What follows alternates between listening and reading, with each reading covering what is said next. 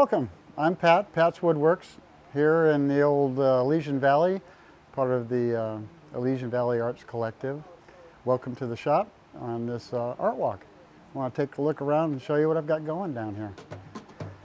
So to start with, the shop was basically initiated to further my line of hand percussion instruments, of which I have a few here on the road and getting ready to move along out into the world. Production area here, you see you got more drums going over there. But it's not just limited to that. I call it the art of wood crafting simply because there's so much that you can do with wood and is built of wood, right? So I also built a line of screen doors. These are mostly custom doors here for examples and so on and so forth. And been doing that for about 35 years. And over here are some cubicles that I designed for LP album storage. And it's become quite popular, the collection and the bringing back playing LPs and so on. It's been a ball. There's some furniture-esque pieces here that you can see that I've built. Little combo units, something a little decorative. Shelving for cassettes, if you can believe it or not, folks. Yes, they're making cassettes again. And they're quite popular, actually. CD shelving, little flip bins for the guy that's got a nice collection. And that's another facet of Pat's Woodworks here. I do some art furniture and so on. I'm sorry the lighting might not be perfect for this and I didn't quite set up for it, but there's a table there that I built of some reclaimed redwood pieces and so on. And I'll show you some other things out front here that are a part of the create here at Pat's Woodworks. As you can see, there's several sculptures around, and I love to do these kind of things. They're kind of fun and interesting. Just lends a big creation to what you can do with wood as a medium.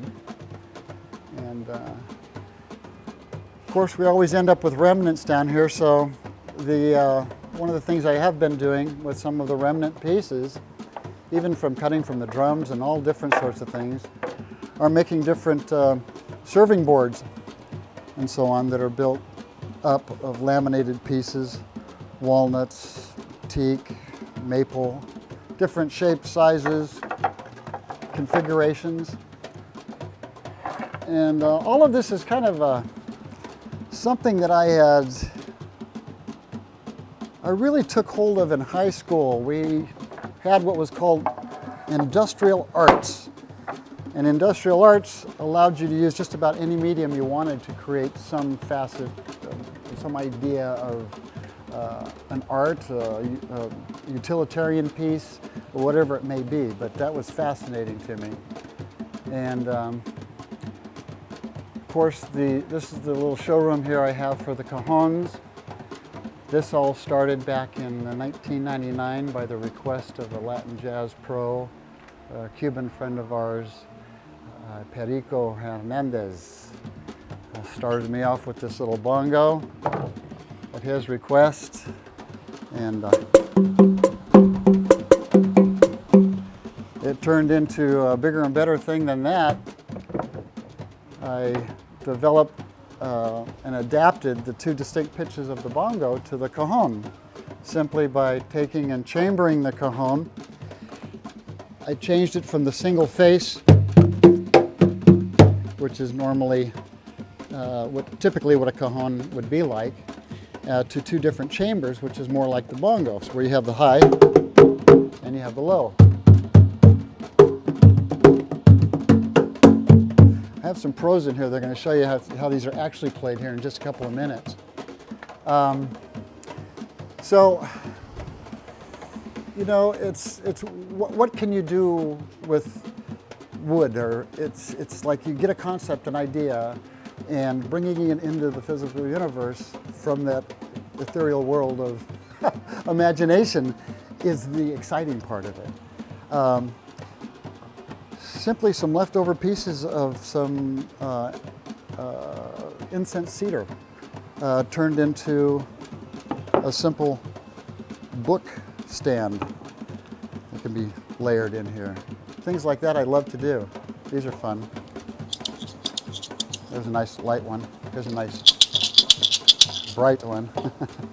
Those are shakers that have the Kahongo name on them. And here's where we make all the dust and the sawdust and the barrels of sawdust. I was very fortunate to find this place down here in the Elysian Valley in Frogtown 9 years ago, and it's been a blessing.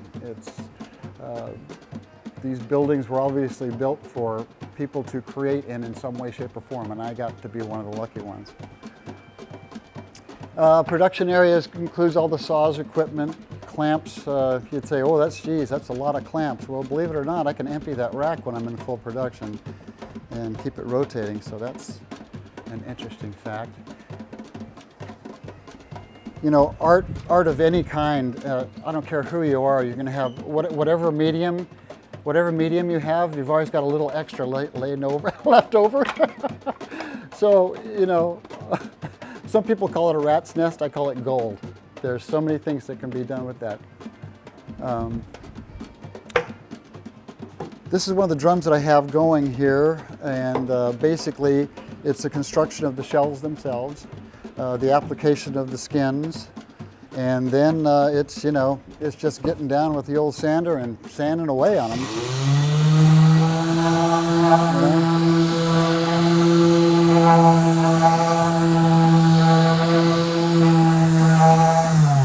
And over time and effort, we get them down to a point where they can be taken and have some kind of finish put on them. Yeah. So I started doing all this basically in high school. High school is what kept me, or I should say woodwork is what kept me interested in high school. But, you know, that and the girls, of course. But high school was the one thing that my father said, please, Pat, do me one favor. He was not able to finish high school because as a young man, his parents took ill and he had to drop out in the 10th grade. At about the 10th grade, I'm like ready to rip out of there and I want to go to work. My dad said, do me one favor and one favor only. Please finish high school for me. And so I did. I found woodworking to be very satisfying and spent a lot of time in a wood shop.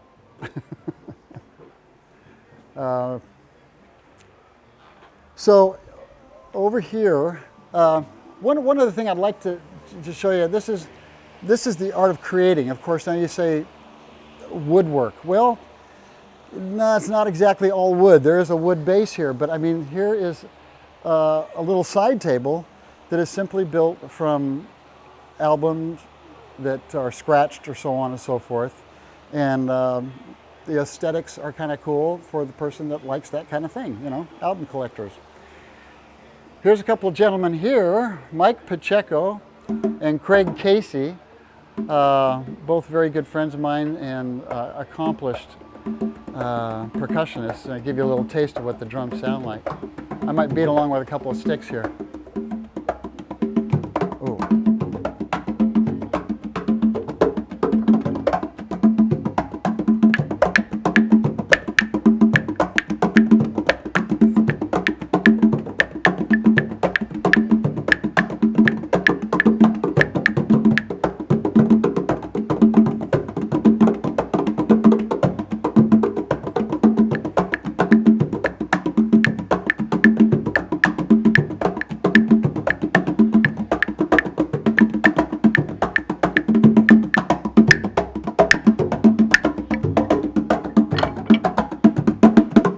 Sounds kind of tribal, and there's a good reason for that, simply because the cajon historically came through the slave trade.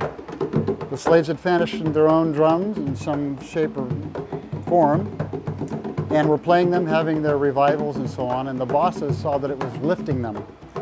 Of course, back then slavery had had its proponents and its and the people who didn't like it so much. But anyway, they took the drums away from them. They said they couldn't play them. And so the African, Cuban, Afro-Cuban, Afro-Peruvian, whoever it may have been, even Afro-American, you could take the physical drum away from them, but you couldn't take the spirit of playing. So what they did was create their own drums from shipping crates and boxes that were laying around and hid them from the bosses. When the bosses weren't around, they would get together and they would play their rhythms and lift themselves. So it's got a really rich, rich history.